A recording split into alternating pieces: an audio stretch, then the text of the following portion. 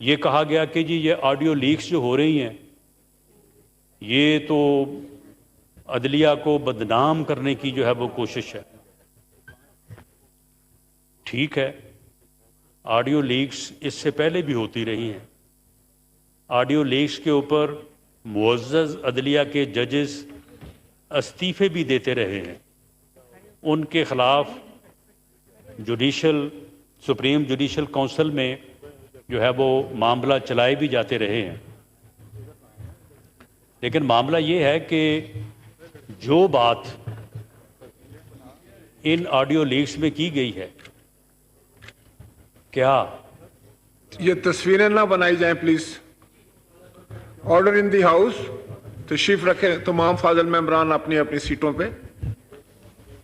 اس audio leak میں جو 2 دن پہلے ہوئی ہے، کیا علی ساہی کا کوئی وجود نہیں ہے؟ علی ساہی نام کا کوئی بندہ، کوئی وزیر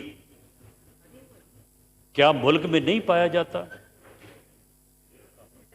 تو کیا وہ جہاں جہاں پہ لوگوں سے مل رہا ہے اور جہاں جہاں پہ وہ اپنے معاملات کو جو ہے وہ بتا رہا ہے، تو کیا اس کے اوپر کوئی تحقیق نہیں ہونی چاہیے؟